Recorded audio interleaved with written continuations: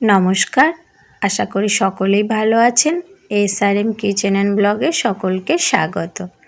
আজকে আমি চলে এসেছি কাঁচা আমের টক মিষ্টি আইসক্রিমের রেসিপি নিয়ে। তাহলে চলুন বন্ধুরা দেখে নেওয়া যাক। কাঁচা আম নিয়ে নিয়েছি, একটু বেশি করে বোটার দিকটা কেটে নিয়েছি আর এমন করে খোসা ছাড়িয়ে নিয়েছি। দেখুন কোথাও সবুজ অংশ নেই, পরিষ্কার করে ছাড়িয়ে টুকরো টুকরো করে কেটে নিয়েছি। এবার মিক্সিতে ভালো করে পেস্ট করে নিয়েছি, এমন করে পেস্ট করে নিয়েছি। পেস্টের মধ্যে স্বাদ মতো বিট লবণ, মিষ্টির জন্যে স্বাদ মতো চিনি দিয়ে দিলাম। ভালো করে একসঙ্গে নেড়ে চেড়ে চিনিটাকে গলিয়ে নেব। চ্যানেলটিকে সাবস্ক্রাইব করে পাশে থাকার অনুরোধ রইল সকলেরই কাছে। চিনি বিট লবণ সবই গলে গিয়েছে আর দেখুন কত সুন্দর একটা ব্যাটার তৈরি হয়েছে।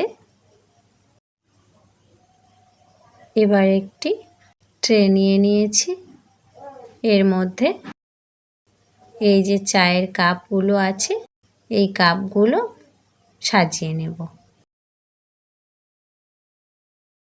আমি এখানে 6টি কাপ নিয়েছি। 6টি কাপের মধ্যে সমান করে আইসক্রিমের ব্যাটার দিয়ে দেব। গরমে ঠান্ডা ঠান্ডা টক মিষ্টি আমের আইসক্রিম সবার মুডটাই বদলে দেবে। অতি সহজেই সকলে বাড়িতে বানিয়ে নিতে পারবেন কাঁচা আমের মন ভালো করা টক মিষ্টি আইসক্রিম। কাপগুলো ভরা রেডি হয়ে গিয়েছে, এবার ডিপ ফ্রিজের মধ্যে রেখে দেব।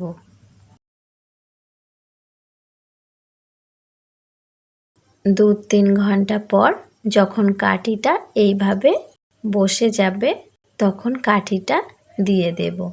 আর যদি বাড়িতে ফয়েল পেপার থাকে তাহলে আমের ব্যাটারটা দেওয়ার সময়ই ফয়েল পেপার দিয়ে উপর থেকে কাঠিটা দিয়ে দিতে পারেন।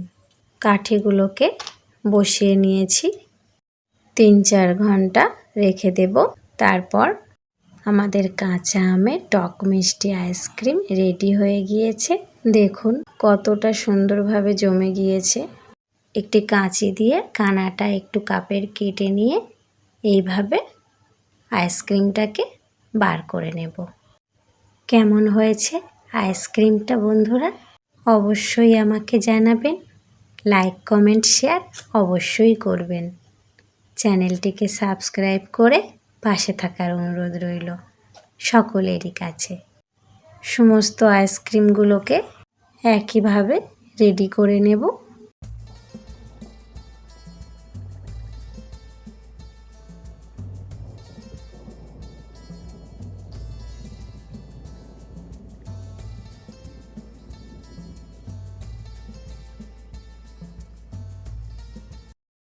গরমে কাঁচা আম দিয়ে সবাই খুব সহজেই আইসক্রিমটা বানিয়ে নিতে পারবেন। ভিডিওটি সম্পূর্ণ দেখার জন্যে ধন্যবাদ সকলকে।